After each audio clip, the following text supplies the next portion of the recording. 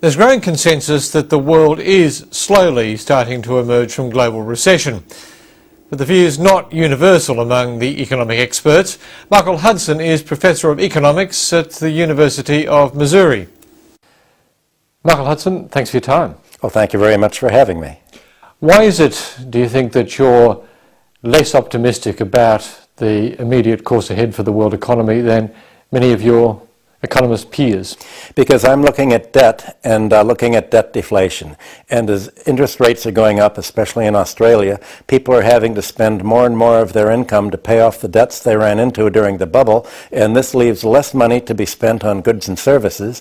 And this means that retail stores are finding fewer sales. It means that malls, certainly in the United States, are closing down. It means that the break in commercial real estate in the United States is now looking more serious than the break in residential real estate prices. Foreclosures in the United States are only recovering about 53% of the value that the banks have lent out, and the banks are only foreclosing on the very best, highest value properties they can, and they're all worried that the debt deflation is going to continue and shrink the economy more and more. So what does that then mean for the world's largest economy, for the United States? It means that the U.S. is not going to be the market for foreign exports that it was before. So foreign countries that have built up manufacturing capacity to sell to the United States are now going to have to look to their internal market more and more instead of giving them away to the United States. Does that mean that the decoupling that was talked about before the gravest implications of the global financial crisis struck are now starting to emerge as Asia, at least, appears to have escaped the worst of the global financial downturn? The quantum leap in the decoupling began last summer at the meeting in Yekaterinburg, Russia, for the BRIC nations, Brazil, Russia, India, and China. And they announced that they want to have an alternative to the US dollar and an alternative currency block. And so China has begun to issue bonds in its own currency.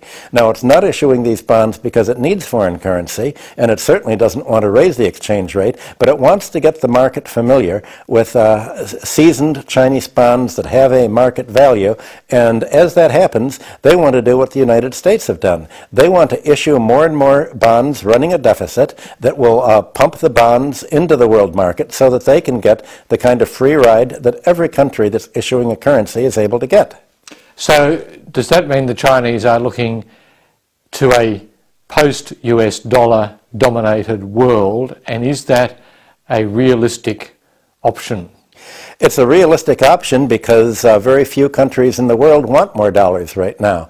They're all treating it like a hot potato, just as U.S. money managers themselves are. So everybody realizes that the dollar has shifted its focus so far away from industry, so far away from capital investment towards just inflating asset prices that it turns out that the economy doesn't get rich just by raising housing prices or raising stock prices. And there's very little investment there, and other countries realize that the whole neoliberal attempt at making money off money really doesn't work, that you really only make money off production. Off widgets. That's right, exactly.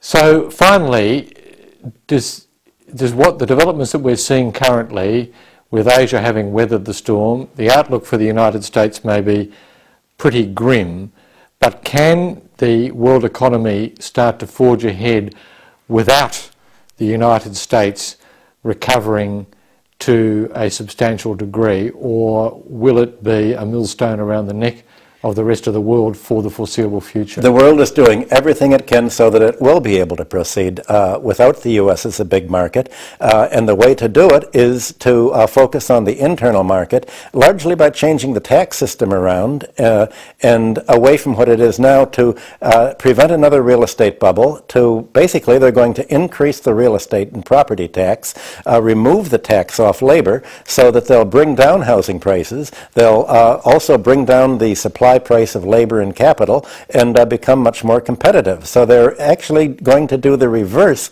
of the tax policies that have been followed since 1980 through England, America, and most of the rest of the world. And it's that reversal that's going to help them recover. Michael Hudson, thank you very much. Well, thank you very much for having me.